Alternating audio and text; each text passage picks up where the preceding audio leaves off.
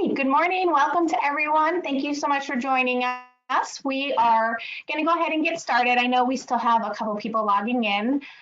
Today we are going to talk about marketing and not to forget about it during this crazy time. So first and foremost, I am going to introduce my guests who are going to do most of the talking today, actually. We'll start off over here with Wayne Stanley. Wayne is the owner of Bowe Digital, which is a marketing company. He's going to tell you more about that. And then we have Ellen Crema, and Ellen runs the marketing department at SoftPro.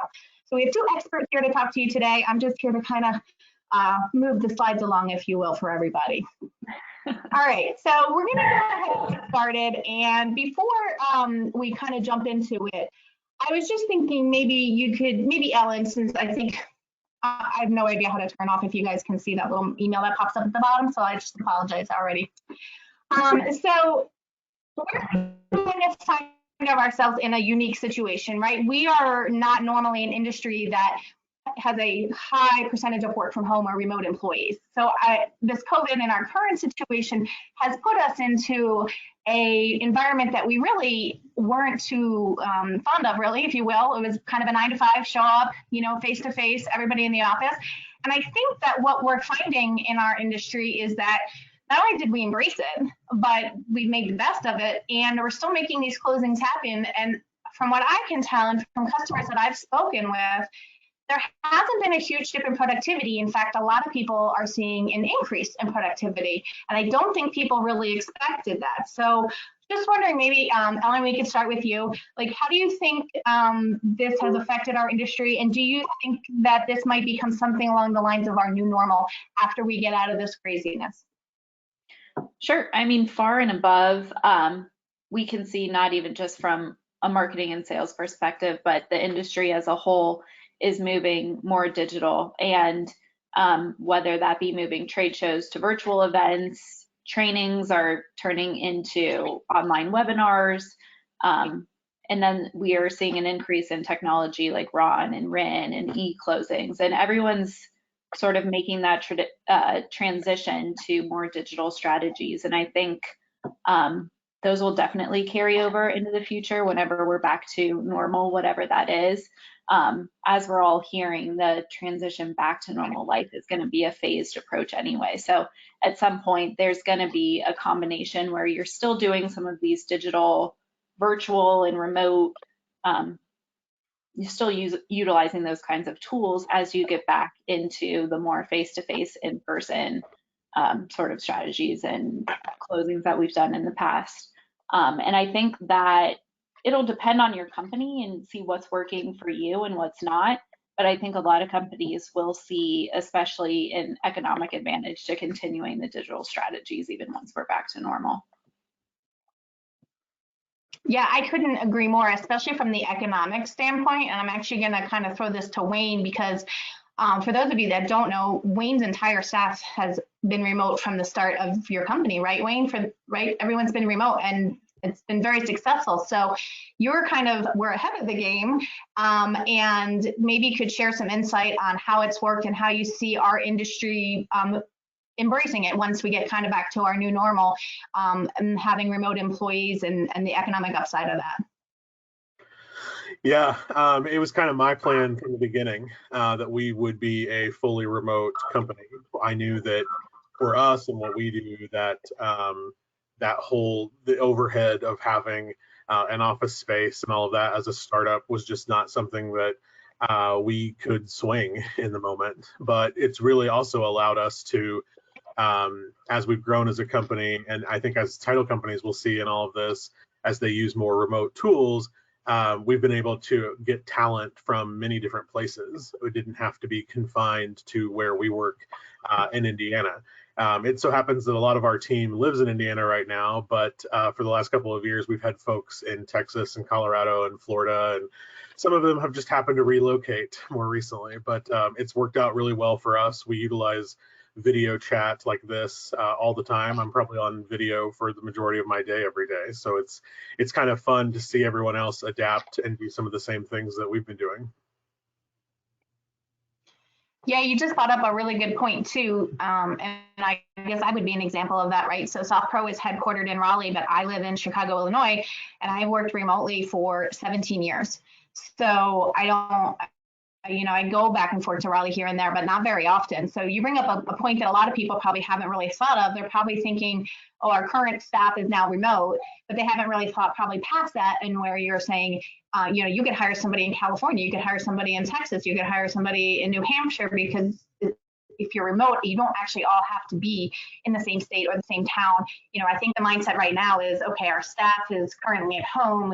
Should we bring them back into the office or not? But you can really think above and beyond that from the economic standpoint of you really can expand your talent base with having people work remotely.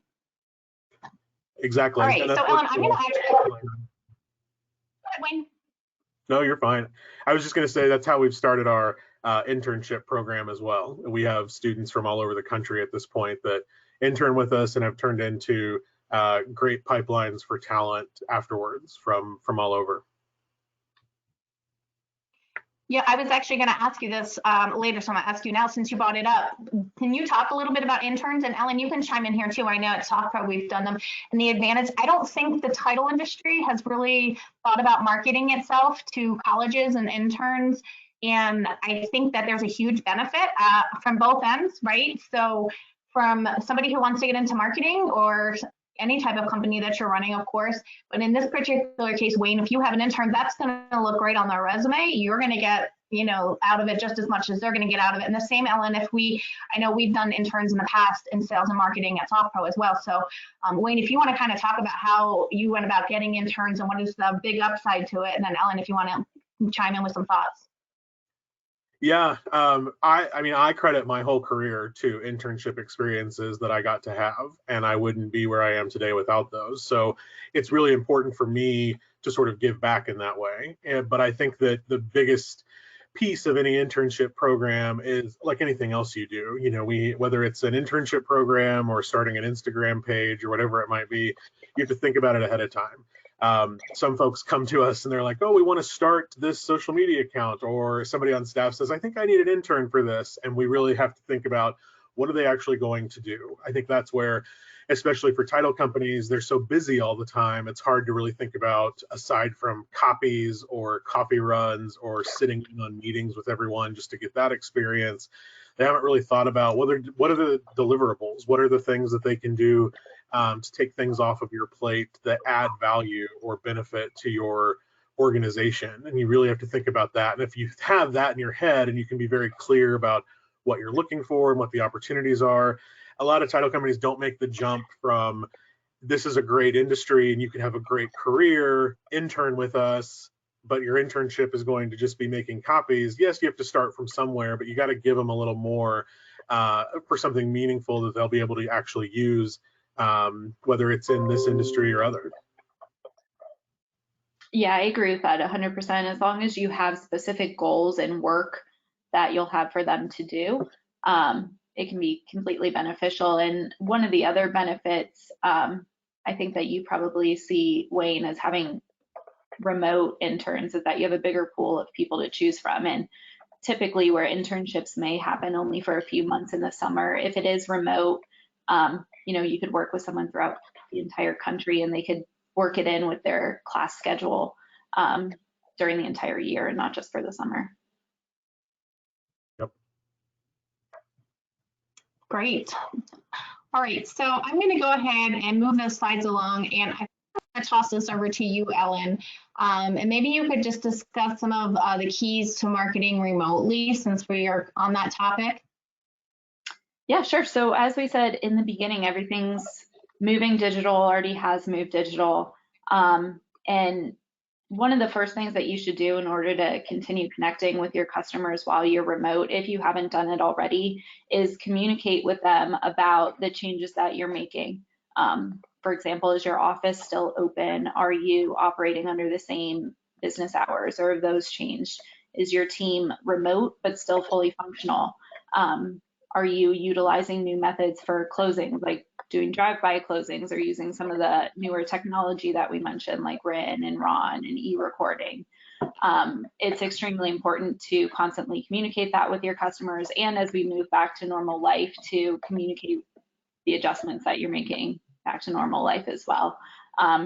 For example, when all of this was starting with the coronavirus, SoftPro sent an email to all of our customers talking about all of the changes that we were doing, our business continuity plan that we were implementing. So we made that information available not only by email, but it's also on the homepage of our website. So if you can do that, I would recommend it. Making sure that the information is easily accessible to everyone is definitely important. And then, Wayne, how did you guys let your customers know, what your process was going to be? I mean, I know you guys are remote, but not everybody knows that, right? So did you guys put something out there like during this time, we're still functioning, we're doing this, we're doing that, kind of to what Ellen was saying? We kind of shifted gears a bit, and we really just wanted our customers to know that we were here to help them communicate, because that's our job. So we normally are creating custom communications for everybody that we work with, and we kind of shifted gears and said, we're just going to start creating things that we think our customers can use, and we're here to then customize it however you might need. And that's how we were letting them know that we're constantly thinking about this and trying to continue to be a partner while they work on it too. And I think the other thing that we keep pushing, we just did a video blog on this last week, is Ellen talked about the hours at first. I think the hours were important when this all started, but they're even more important now as some states are back open fully, some aren't, and people are Googling things. And so making sure that your Google business hours are up to date is a really important communication piece too, because people may have questions about their closing, they may have questions about their documents that they have to sign, whatever it might be. They're looking to see if something is open or not. And it might seem simple and you might not want the foot traffic in your office, but those hours matter. Yeah, definitely. I mean, think about it from an everyday perspective, right? You said there's different ordinances in every state and every city. Just even going to order food right now, you got to go online and see if they've updated their hours to see when they're open or not open. So it's no different, right? Customers are online. It says it right here in the slide. Everyone's online these days. And that's probably the best way for us to stay in front of the consumers and all of our different partners. So, Ellen, I'm going to let you talk about this. I'm going to throw a question at you first. What are some of the best ways that you can think of for title agents and attorneys to stay in front of their customers right now? And I think some of these things that you're going to talk about here, and then I know we're going to go into detail on some more of them later, but just kind of your top ways that they can stay in front of their customers and consumers so that their presence is still there.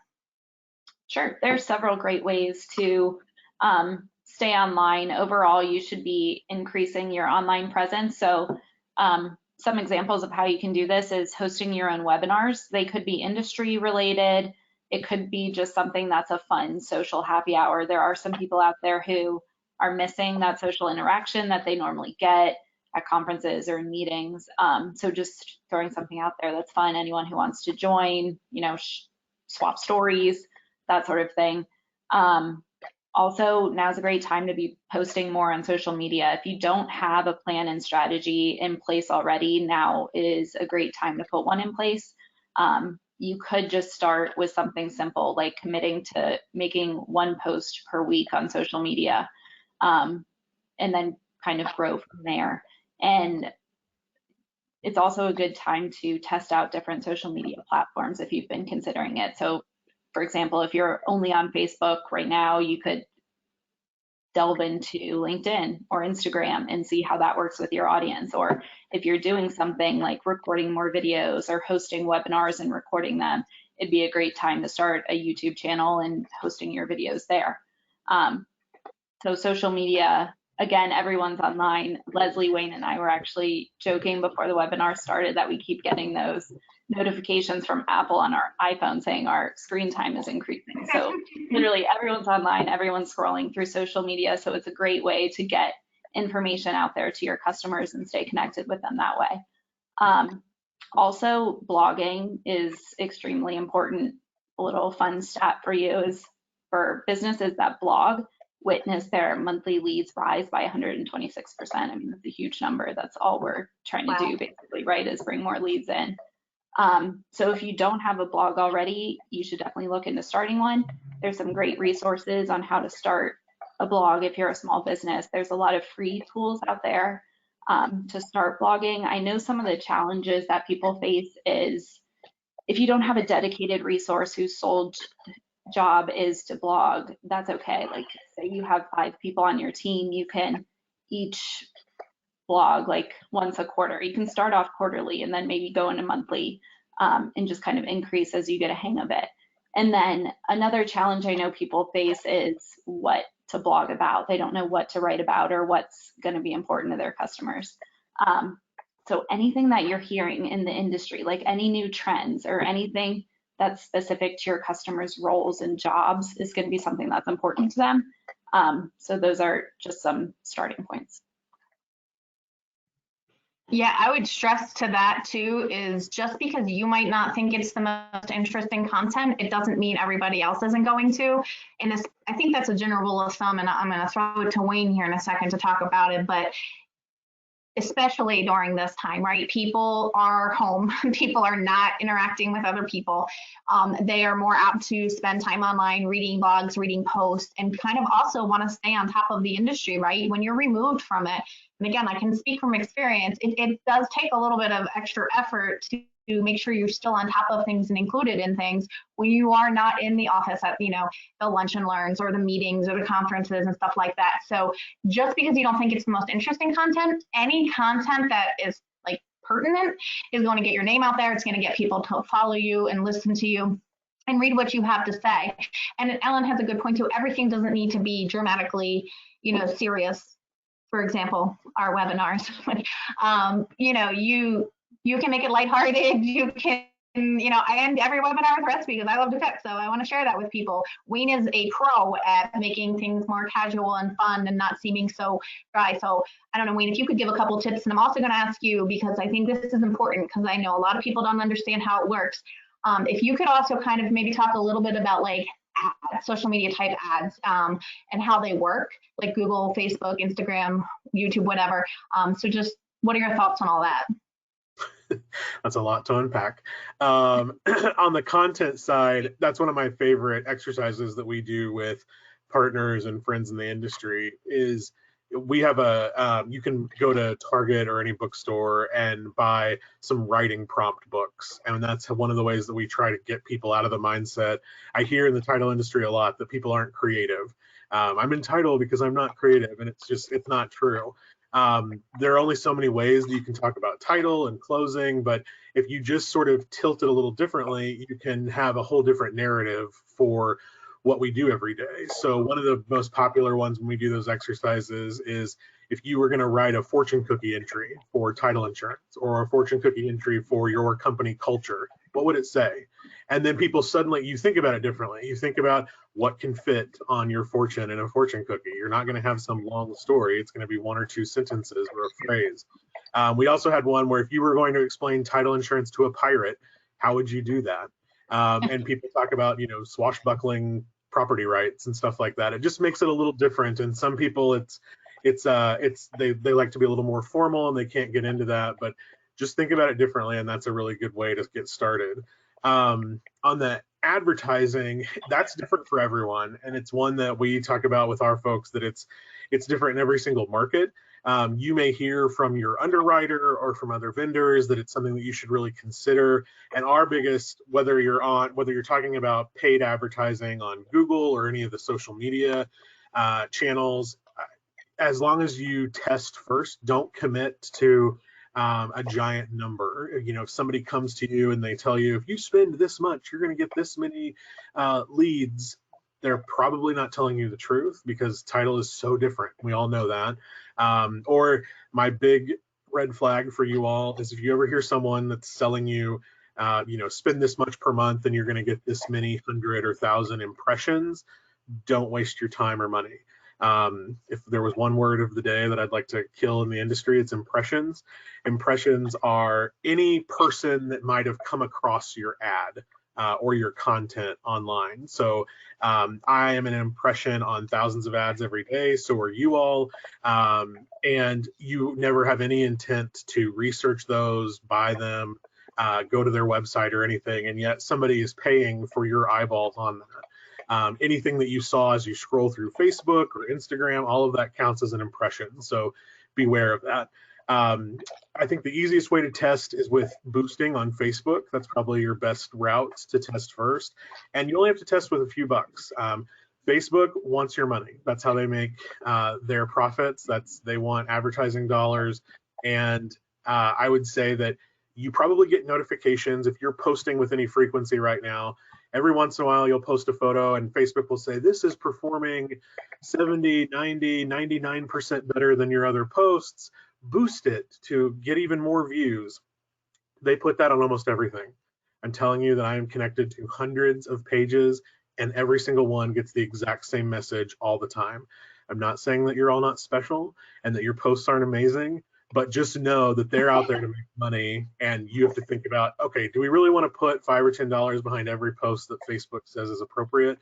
But for the ones that you think about boosting, make sure you identify your audience. If you don't set that audience just right and think about, is it talking to folks in the states that you serve? Is it talking to people in the counties or the cities within that state that you serve? Is it targeting, should you really be targeting 18-year-olds? Maybe not. Maybe you should really set it to 30 and above or 25 and above, something like that. It's totally up to you, but you'll make your dollars go further if you set that audience up correctly the first time. There's a lot more, but that's a good start, Leslie. Yeah, and just a lot of people don't even. Oh, go ahead, Lylan. Sorry. I was just going to say, just to reiterate, that is the great thing about Google Ads and Facebook Ads, for example, is that you can set a budget. So if you only want to spend $25 a month just to kind of test it initially, you can set that limit and see how it's going to work for you before fully committing to more spend. These ads, nobody watching should be surprised that I have ads that pop up, right? More Maybe messages. I can do a webinar on how to get them. I've tried everything. IT has tried it. They've turned it off in my settings. I've switched computers.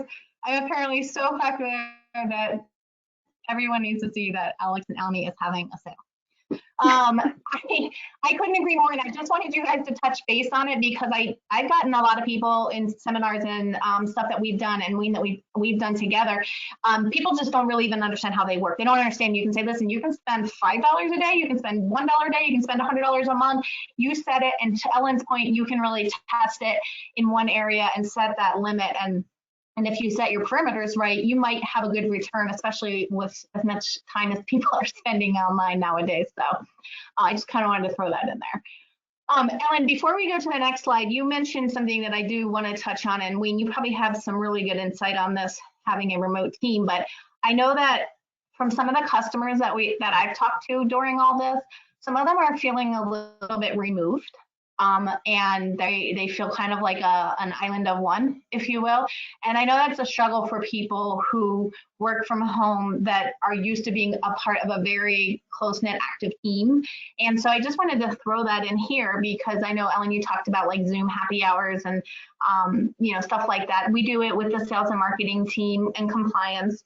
And it's just kind of not even work related. It's with your work team, but it's kind of just a check-in, see how everyone's doing, what's best part of their quarantine this week, what are they cooking, what are they eating. So I don't know, Wayne, if I think you do a lot of it with your team.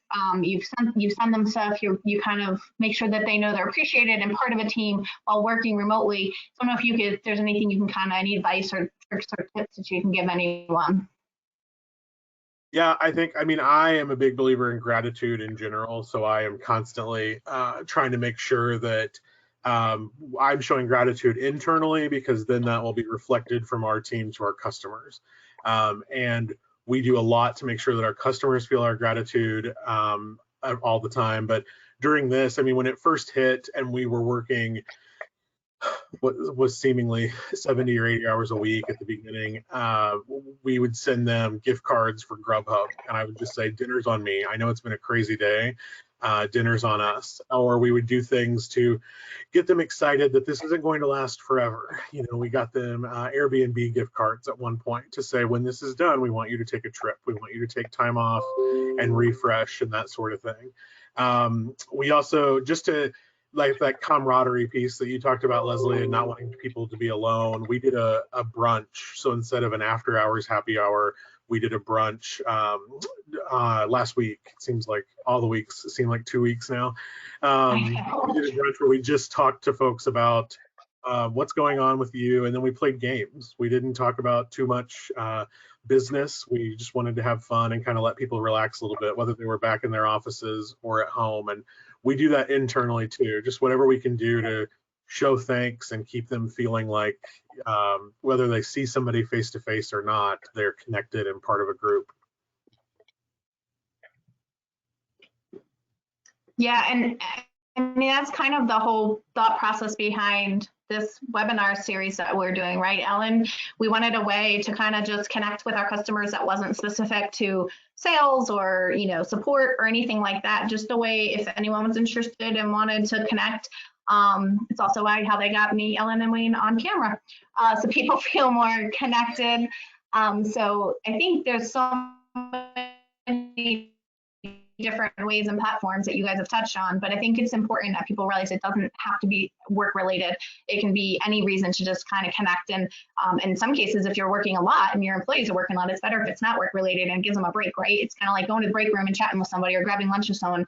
You can kind of do that. Like, Wayne, your idea of a brunch was great. You know, it's fun, it was lighthearted.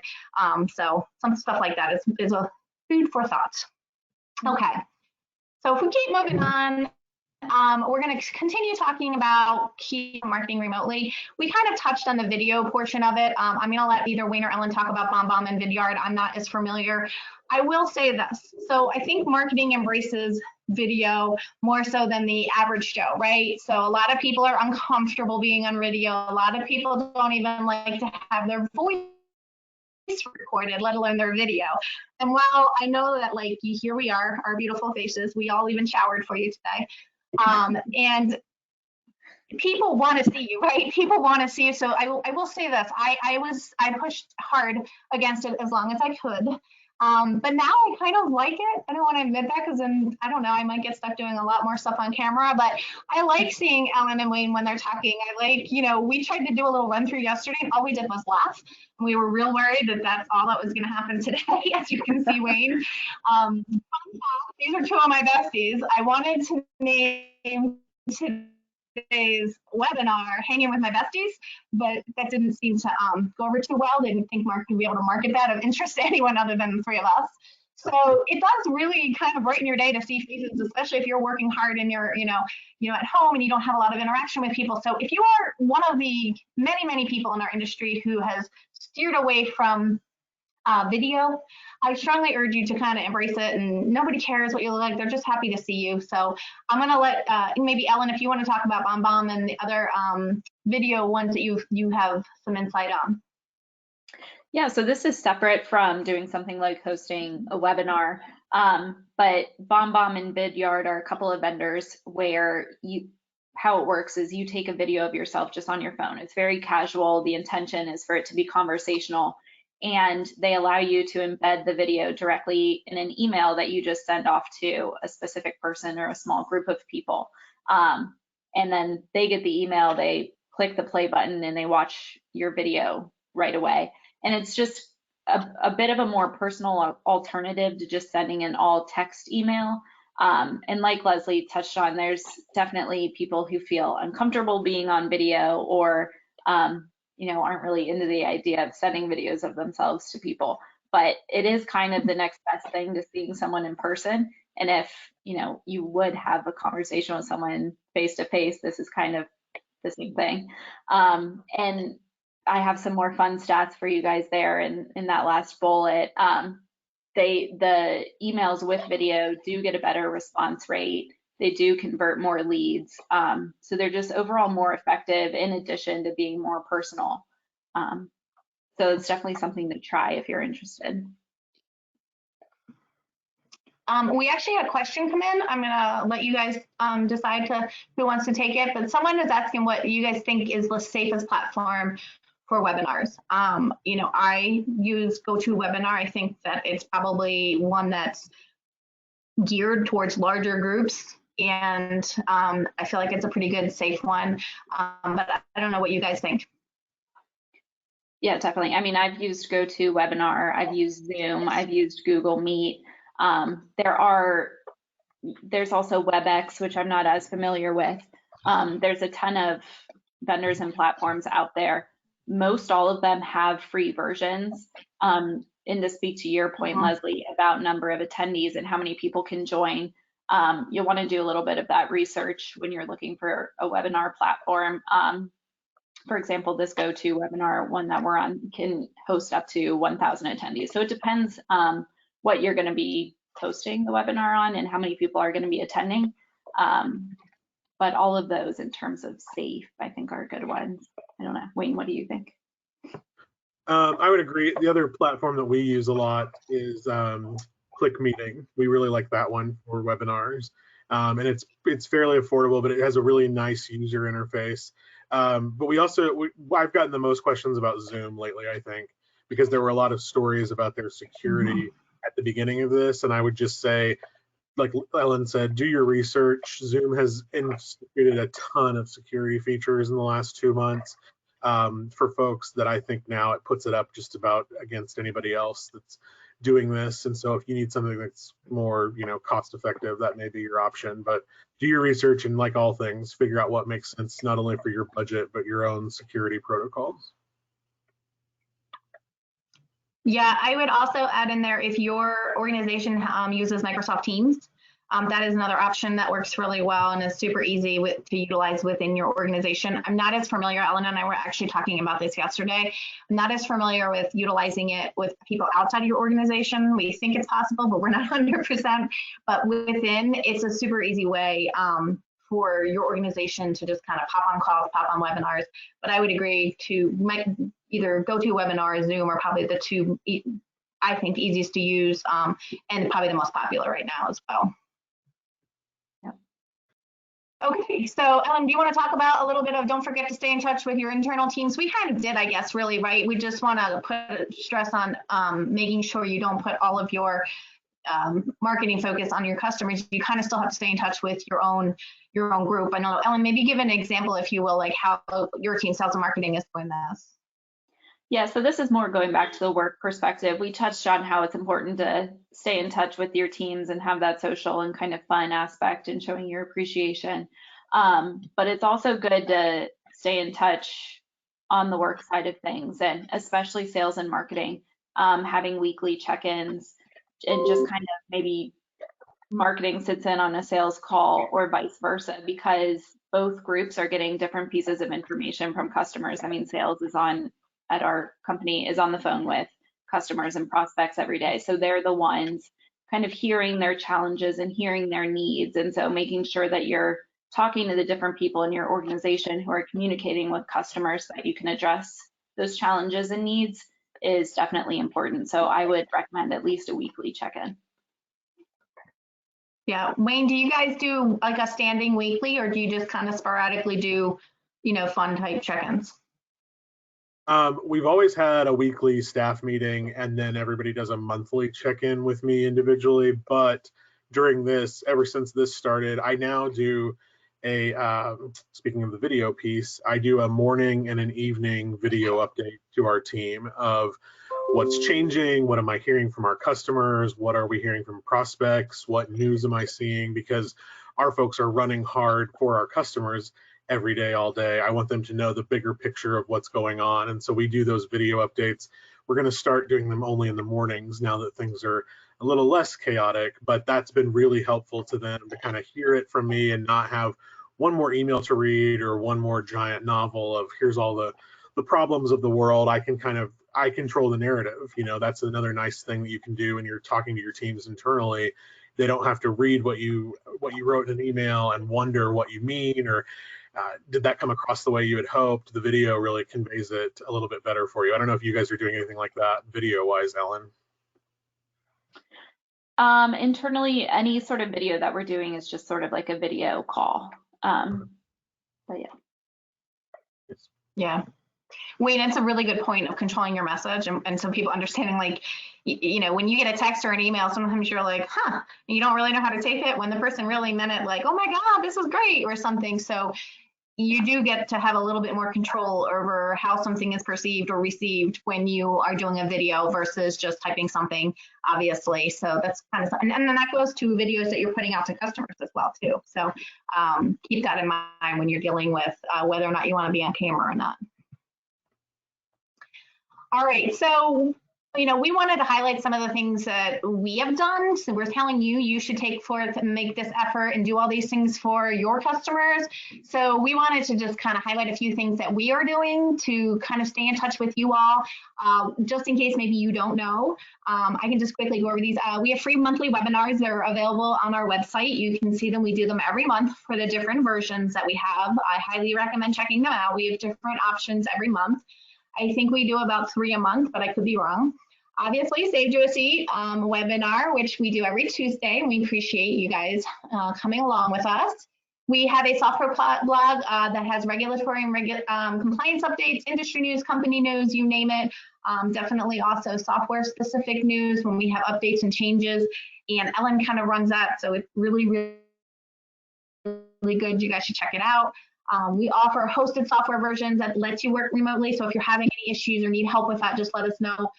We're adding third-party RON, e-recording, e-signing vendors to SoftPro 360, which we went over a couple weeks ago, but we're constantly trying to add them to make it easier for you guys to do your job. And then obviously communication, Ellen already touched on this. We're trying to let you guys know what's happening at SoftPro as we go. And Wayne, like you said, you did the same to let everybody know you guys are still up and running and how we're here for you. How can we make this easier? So we're not just preaching to you what you should get out there and do. We're trying to do it as well as is Wayne's company. So just let us know if there's anything else that you need from us, obviously, and we can certainly work with you on that. So Ellen, I'm going to let you go over these if you want to go through and kind of just talk about these and then tell them where they can find them. Sure, yeah, these are just a few other resources that I have seen online to kind of reiterate what we're talking about here in terms of staying in touch and marketing remotely. So there's several links here. We're making this presentation available after the webinar as usual, so you can access those easily. And then we also have, in case you weren't aware, some industry webinars and COVID-19 resources. These are just examples of things that you can attend yourself, and if it's something that you think a customer would be interested in hearing, it's just kind of some examples of resources and things that you can send to them during this time.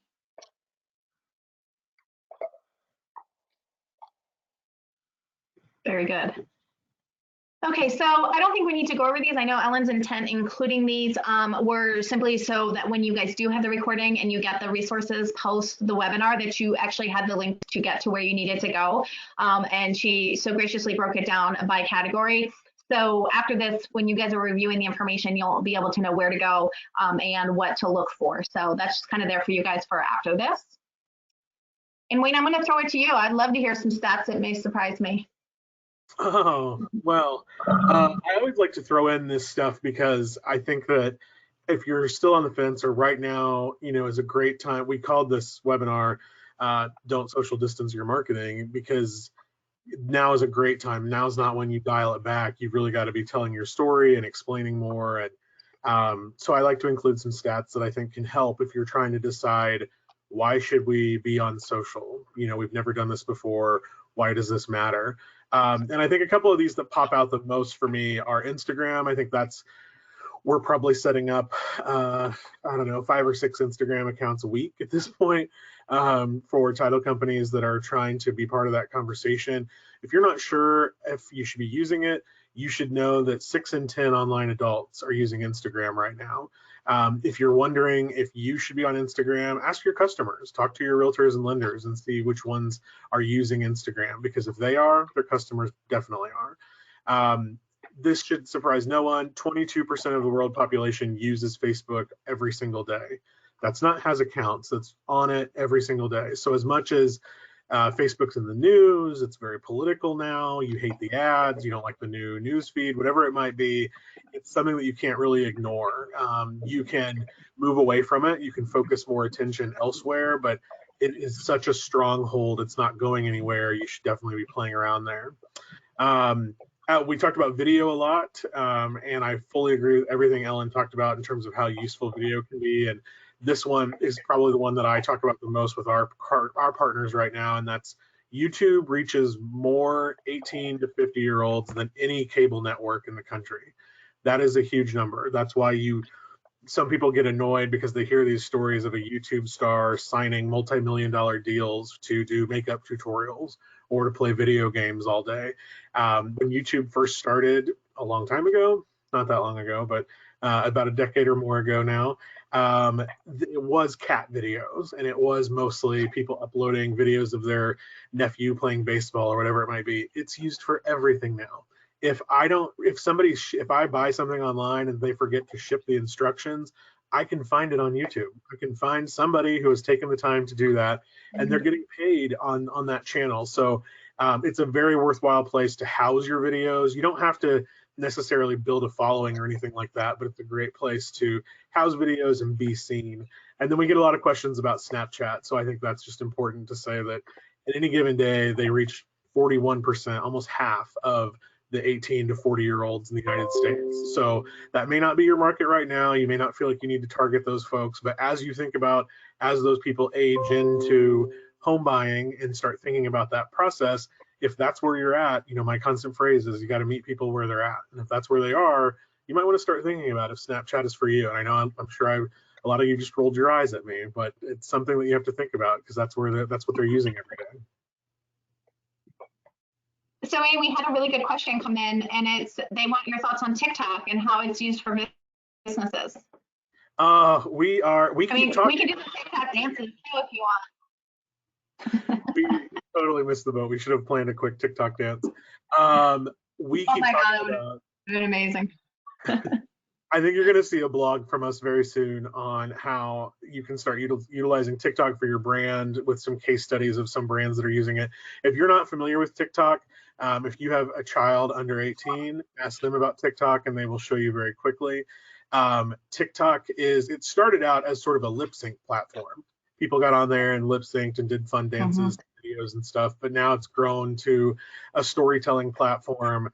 And I mean, there's a girl on there she's 16 years old and all she does is dance to videos every day. And she has like 40 million followers.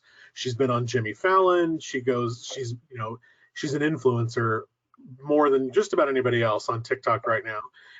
So it's a fascinating space. I think that if you want to add the human side to your social mix, I think that it's a great way to involve your staff and do some of those fun viral dances and things like that. That's a good way to kind of get in the mix and differentiate yourself, especially if none of your competitors are using TikTok yet.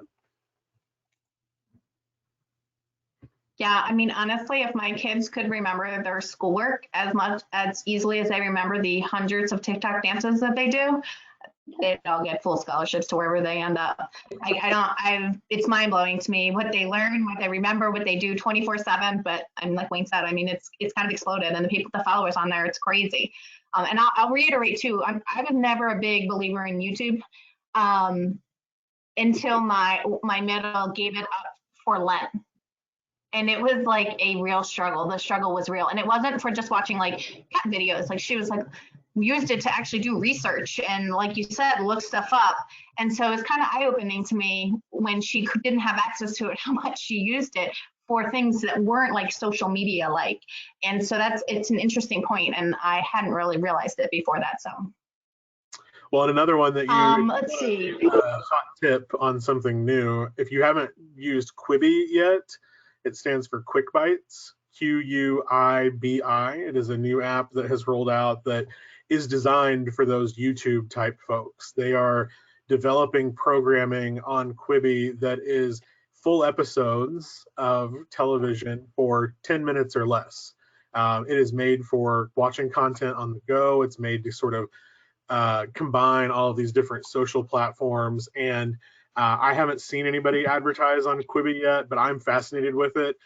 They do 3 months free, so now's a great time to sign up for. We don't make any money off of Quibi. I'm just fascinated by it right now and thought I'd share it with all of you. I'm totally gonna blow my kids' minds, and I'm gonna talk about it. And when they don't know what it is, I'm gonna be like, what? It's kind of, that reminds me of a little bit of IGTV, right? So before, people would just post videos, but they can only be so long, and they'd have to kind of do them in pieces, similar to like a story, right? And now you watch like 30 seconds of it, and then it says that the little thing pops up and says, do you want to continue watching this on IGTV? And of course, I always say yes, because why wouldn't I? And you can watch, a cooking demonstration, or you could do an ad, you could do something about your office. So there's that feature kind of similar to what you were just talking about, but within Instagram now. That's a good tip. All right, so digital business. Leslie, sorry. No, go ahead. Since you brought up IGTV, for those of you that are using Instagram and you're trying to upload video, in a regular Instagram post, you can only upload 60 seconds of video. If you upload it to IGTV first, then you can upload a much longer video or a much a bigger video file without having to just put it into a post. So keep that in mind. If you need help with that, let one of us know afterwards. But I get that question all the time. Why won't it let me load my video? Yeah. When you want to kind of go into some digital business stats, not to forget, I think these are important. And Ellen, of course, feel free to chime in. Yeah, I think the most important one for me on the list is that 59% of adults think customer service is better on social. And that's definitely the case for me. If I have a problem, previously, if I had a problem with the airline, American Airlines was first to know it on my Twitter account. And I could call all day and get put through the ringer, but whenever I interact with them on Twitter, they would give me miles. They would bend over backwards for me to stop talking about them publicly. And that's the case for Comcast and everything else. And I know that scares some folks because they hate the negativity on online reviews. But if you can figure out how to make that work for your company, people will flock to that to give their praise as well as their criticism. So keep that in mind. And then the last one there, the same percent, 59% of online adults are on more than one social platform. So like Ellen said, if you've been thinking about taking time to experiment with another social platform, now is probably it, because people are on their phones, they're on their devices more than ever, and it's hard to mess this stuff up. As long as you don't say something that's going to lose a customer or greatly offend someone, you can have a little bit of fun with it and experiment with the types of content you want to put out there. I don't know, Ellen, if you disagree or not. No, I definitely agree. I mean, it's just a better way to get your information out there. And sometimes there's different audiences based on the platform, so you can reach people better that way. And actually, to go back to that first bullet about customer service being better online, that's something to keep in mind too if you roll out any new social media platforms, or if you have any existing ones that you're going to be posting on more. I know the SoftPro, for example, we get messages directly to our Facebook page. So making sure you have someone monitoring that, who's responding to your customers who are trying to reach out, is just something to keep in mind. While we're on the topic of all these platforms, somebody had a question, your thoughts on a Twitch channel? Do you know what Twitch is, Leslie? Anyone? I do not. Twitch is, not to call you out or anything, Twitch is a platform for gamers, people that play video games. And I'm really upset because when my youngest sibling was in middle school, he would sit and watch people on YouTube play video games hours a day and giggle to himself. And we all thought it was so weird. And we kind of made him stop and we made fun of him. And now these people on Twitch make tons of money doing it. It was such a big mistake for our family.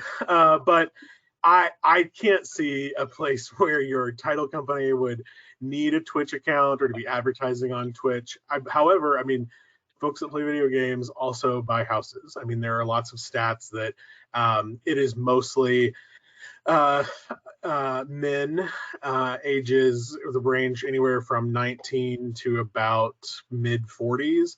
The same folks that are playing video games in their basement all the time now. If your husband comes home, not to be sexist and say that it's only guys, but that platform is primarily men. So it's a place that you could advertise, but I think most title companies, you've probably got other audiences that you can go after before you go after Twitch. But good question. I did not know what it was, and when you asked me that, I was like, oh my God, what if it's like a Tinder or something and someone was just being funny? We all know that would happen to me, right? So there you have it. Thank God it wasn't. All right, so know your story. I think this is a really big, important piece that you guys can talk to. But Wayne, I'm going to start with you and just kind of why it's so important for a title company to know their story. I mean, obviously, if they don't know what they want to relay, then they're not going to have good messaging. But if you could kind of dive into some of your bullet points on here, that would be great. Yeah, this is, I think this is for any company, regardless of whether they're in real estate or not. You know, my big soapbox for any of you that are on here that have maybe heard me speak before, the title industry, every website I go to for a title company says, we have the best customer service. And it just can't be true for everybody. You have to have a better story than that. And the best way to know that is to do your research. You know, you got to talk to your customers. And it's not, you know, you probably have sales folks that ask all the time, what can we do better for you? What can we do differently? How can we innovate for you? For us, when we do the research for the story piece, it's really, we want to know, why do people love your company? Why do they give you business? And how do we make other people have that same sort of admiration and enthusiasm for what you do? So it's not, somebody's always going to have a complaint. There's always going to be something you can do better. The conversation can't be about that. And you can do that research. Folks always say, well, we don't really know how to get started. Ask. You got to talk to your customers. Do that research externally, and then do it internally too. Talk to your team and ask them, what do you think our story is? What do you think our big benefits are to our customers? And then you can kind of look at that to see, where does that miss and where does it match? Because if you don't line up with what your customers love about you and what your team thinks they love about you, is that on purpose? Are you moving in a new direction and you've got new ways that you want to market as a company? Or are there things that you need to fix and you need to kind of pivot your marketing to more education about what you do and offer? Once you figure that out, that's when you move into the training and you can make sure that your whole team is on board.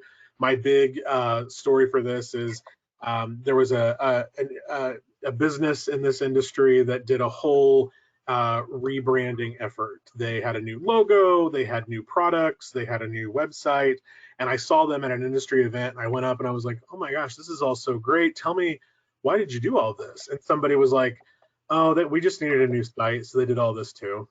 And that feeling, you know, I went to them holding a balloon. Is kind of my anecdote to this. And I'm holding the balloon and I asked them these questions and they popped it. Now I'm sitting there holding this weird, wet, soggy balloon, and I no longer care about why they did this or why they have a new site.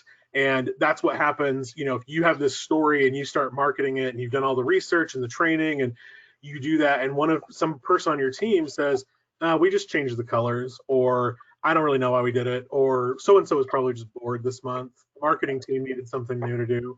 That happens a lot, right, Ellen? We're just spinning our wheels.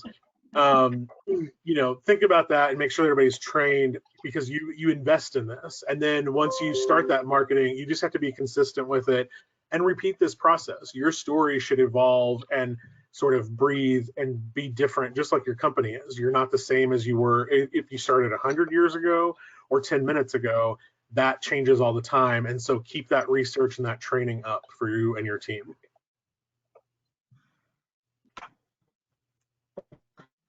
PR. You guys are pros at it. I send Ellen all the stuff that needs to go out, and then she makes it really nice and pretty and makes it something people want to hear versus the way that I typed it up. So I understand that you guys put a lot into it. So I think having some PR tips and tricks is pretty cool. So Wayne, if you want to start, and then Ellen, you want to maybe some of your tips and tricks would be great.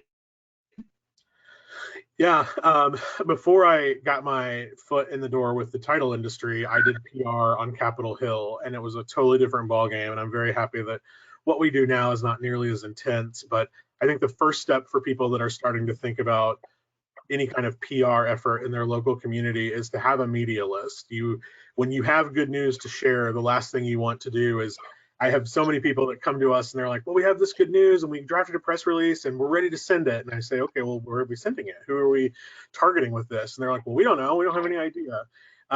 Start to do that. And an intern can help. An intern can help research local newspapers, magazines, TV stations, radio stations.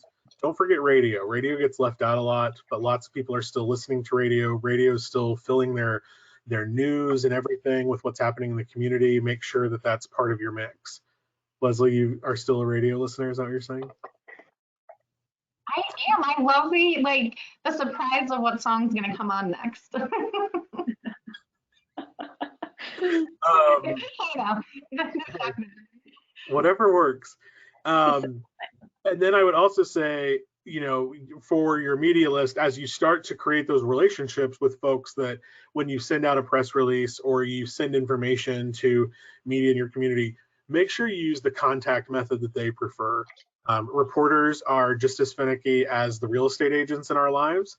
Not that we love them any less, or differently, but they are very particular. And if they want to be emailed, email them. If they would prefer that you call and talk them through whatever your pitch is or your good news or whatever it might be, then make sure you do that. And then once you are sending out information, Google Alerts are your friend.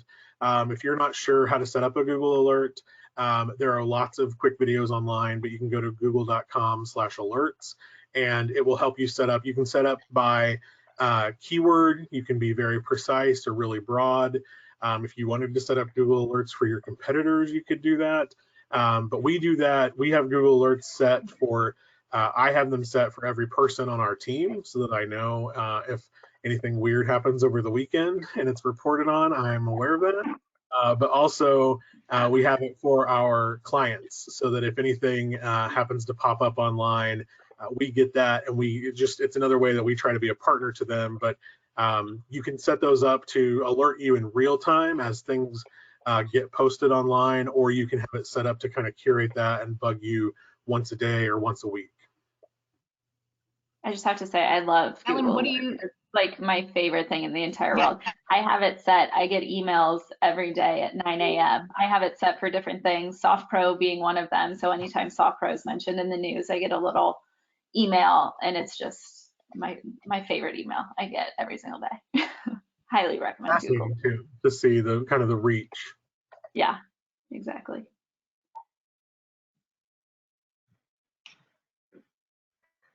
All right, so here's some more tips and tricks, Wayne or Ellen, whoever wants to chat about this. I would just say on this one that some people create a press release and they get their feelings hurt when it's not published exactly how you wrote it, or they don't take it verbatim.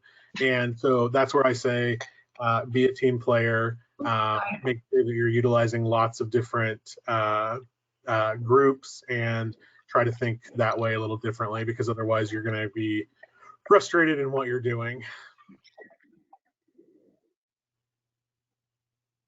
Yeah, I mean, you can't get your feelings hurt. I literally send stuff to marketing, i.e. Ellen and her team, knowing full well they're going to change it and make it better. I mean, that's why you have marketing. That's why you have people that specialize in it. So I couldn't agree more with that. Press release tips, what to avoid. That's what I'm interested. Before you start though, I'm gonna, this middle one here, acronyms. Wayne and I kind of joke in some of the presentations we've done together in the past is, we kind of think everybody lives in these four walls when we're at these conferences or our closing rooms or our office, and that everybody knows what a HUD, RESPA, CFPB, FHA, VA, what everybody, what everything stands for. They don't. Only people in our world know what it means. So I love to see this on your slide here, Wayne, if you want to talk about these three. Yeah, avoid these at all costs. Jargon, I say that's one of the greatest uses for an intern. They don't know as much about the industry. Have them read through it and ask them to circle anything that they would have to Google, because they're more used to Googling anything. Anything I ever read, if I don't know what it is, I'll just Google it. The different people, the way that they're used to using the internet, it might be their age group, whatever it is, they don't have the same online behaviors. So if they don't know what it is, they're going to ignore it. So try to not to use that jargon. Same with the acronyms. It all turns into alphabet soup, like Leslie was saying. If a reporter isn't used to your industry, maybe you've got something really great that you're doing in your community and you want someone to cover that, but you've got a bunch of acronyms in there, or maybe you've instituted some new technology for your customers and you've got a bunch of jargon or acronyms. They don't have time to educate themselves on this. So you've got to be extremely clear and precise and try to cut out all of that. And lastly, some people, as they get started in this process to do more press releases and public relations in general, they start thinking every breath they take is worthy of a press release or bugging. If a reporter has covered you twice now, and over the last 3 or 4 months, you've gotten a couple of stories from them, you start sending them everything, you're not as good of a resource anymore, and you're spamming them. So you got to really think about the moments that you want to rely on that for your folks. Oh, I like this one. What should we always do? You should always include a quote. Newsrooms, I mean, I'm sure lots of you have seen newsrooms across the country are being cut all the time. People are being laid off. My hometown paper in Indiana announced that they're finally going to only printing 5 days a week. It's all changing, and that's whether it's newspaper, TV, radio, whatever it is. So the more you can help, again, like I said before, be a good source to them, the better. So always include a quote from somebody in your organization. Make sure they approve that quote, but include something from them. That way, if the reporter needs to fill space, you might have a shot of getting in there because you've given them more to go off of. You've given them kind of what's the news and the quote. Also, try to storytell. Like I said before, don't be bland in what you're doing. Think about those sort of anecdotes. Think about tying it to your community in some way. And then that's how you can use facts and figures too. Nobody knows more about real estate, closing, settlement, property rights than you and your team. And so the more you can lean on that and show yourself as a good resource to your local media, the better. And they appreciate those facts and figures because, again, they don't always have time to do that research anymore. A couple other things I'll add, which may seem obvious, but just when you start, no, sorry if I just cut you off, Wayne, if you had one more thing to go down. No. When you start sending out press releases and they're getting published, don't forget to publish it yourself too. So if you have a blog or if you have a news page on your website, make sure you're also posting it. Change it out of the press release format a bit if it's going to be on a blog, and then you can even create a social post with a link to that blog or to that page on your website, just even for even more extra exposure. And then we always include a little about section at the end of every press release. So that's for anyone who's reading the release who isn't familiar with your company or what you do. So we have a little about SoftPro, and then always include your contact information. So like phone number and website, so people know how to get in touch with you. Wayne, I need you to explain the PS no one cares. Well, that's what I said before, that you can't get your feelings hurt. What really matters to you, and I know this is sort of counterintuitive to what Leslie and I were saying earlier on the social piece. Sometimes things that aren't interesting to us that we take for granted, people just eat up online. When you're talking about PR and press releases and working with the media, they have a million different industries and people going after them all the time, and they just don't care. So you can keep that in mind so that you don't have a chip on your shoulder or you wonder why they never run your story or anything like that. It'll really help you to manage expectations, especially if you are reporting up in your organization and you come to them with a release. A lot of times, especially the first time you do this, an owner or a president or a board get really excited about it, and then they're kind of disappointed when it doesn't get ran. You're not, just because you give someone a press release or you create a relationship with the media, it doesn't always mean that you're going to get published. And it's hard for some people to kind of break through that process, but that's where, be direct and be honest and keep what you're doing succinct and to the point, and you'll be all right. Makes sense. I know we have a couple more slides left, and we seem to have pretty much our whole audience still on, so I think we might just go a minute or two longer. But the change of scene here, I think you've talked about a lot of this, right? Know your platforms, involve your staff, involve everyone, take the time. I think we already talked about if it's boring, your audience may love it. The scheduling of posts, some of the platforms that you guys have talked about, like Hootsuite and so on and so forth, they obviously will assist with that. But I did want to talk about this last bullet where it says, like, what if this is all new to somebody? Because I feel like for a lot of smaller companies it is, and they maybe didn't realize they don't need a marketing budget or a marketing team to be able to utilize a lot of this. So maybe just kind of like how often somebody should post and what is like your best beginning platform they should look at using. Wait, we can start with Wayne, and then Ellen, you can chime in. Ellen said earlier, even posting once a week is a good start. And the best thing about this is the frequency is totally up to you. You don't have to. Yes, there are algorithms and there are things that make sure that you get in front of people on their news feed and everything. But when you're starting out, the important piece is to know what you want to say and know when you're going to say it. So that planning ahead and everything, I think, goes a big way. But I think if you can get to once a week to begin with, that's great. And I would say that you probably need to start on Facebook or Instagram at this point. Yep, and back to the how often did you post? I agree. I think weekly is a good goal to have, but I just would stress to make sure that you're posting consistently. Don't start posting once a week for the first 2 weeks and then don't post for 2 months and then try to post again, because that's when you're going to lose followers. People won't be checking in because you aren't providing them with information consistently. So whatever you start with, make sure that you can meet that goal to keep it consistent and then grow from there. Don't start off too ambitiously and then not be able to meet the goal. And then in terms of the platforms, Hootsuite is already listed on here. I think Buffer is another one. Those are just great platforms where you can actually have multiple social media profiles in one place so that you can be tracking them and you can schedule your posts ahead of time so that you can meet that schedule, whatever it is, if it's weekly, and they're free. So. Yeah, one tip I will throw in there, if you're going to try and be clever and name your, say, blog post or your Facebook post, and you name it something along the lines of, title tip of the week or something of the day, then make sure you post weekly or post daily to the title of what you're posting, because people are going to be expecting it, kind of what both Ellen and Wayne said. So do follow these steps, who are your customers, how can benefit? You guys talked about most of this stuff. Be active, but don't get crazy. I do think there is something to be said about that. So, getting inundated with, Susie's Facebook post every 5 minutes versus once or twice a day or a little bit less sporadically. I'm more prone to look and see them when I'm not getting, all day long.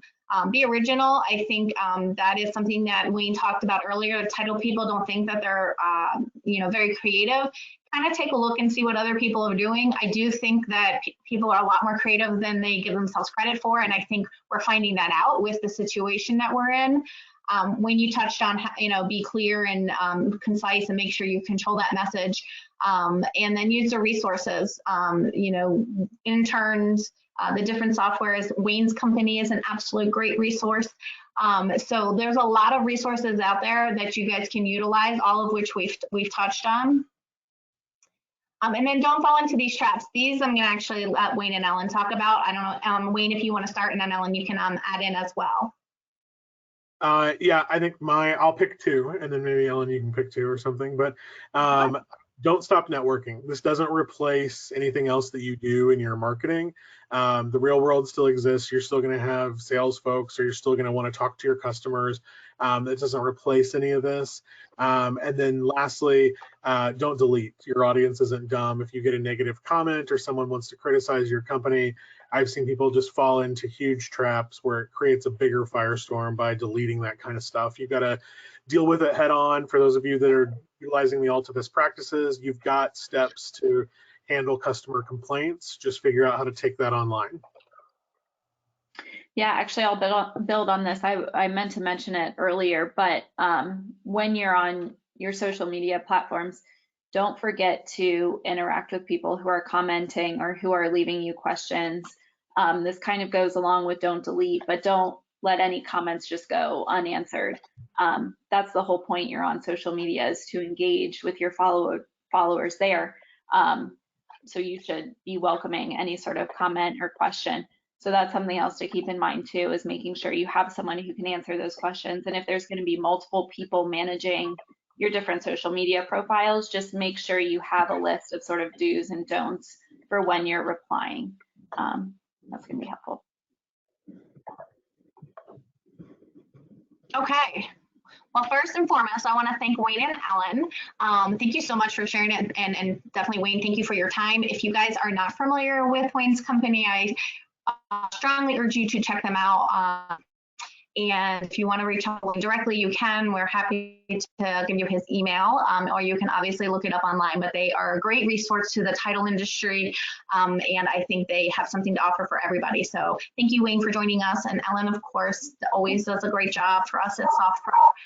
All we have left here is our recipes and refreshments. And again, I'm not going to go over them.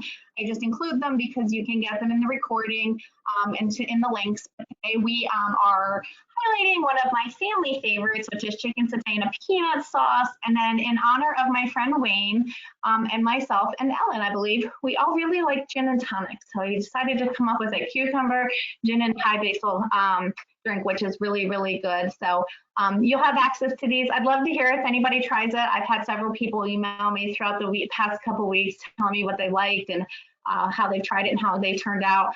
So if anyone tries it, let me know. But thank you so much to everybody. Take the time to join us. We are going to have another episode next Tuesday. We will send out the information. But next Tuesday, we are actually going to highlight our Select product and do a tricks and tips, if you will, and kind of things you didn't know, but specific to Select. And we're actually going to use the program to kind of show you how to do some stuff and walk you through some things. And Ellen, of course, will send out an email. So if you have any questions ahead of time that you want to address, you can send them in and we'll try and get to as many as we can. So with that, I'm going to give you back the rest of your day. And I hope everyone has a great week. And it was lovely seeing both of my besties' faces. So thank you, guys. Thank you.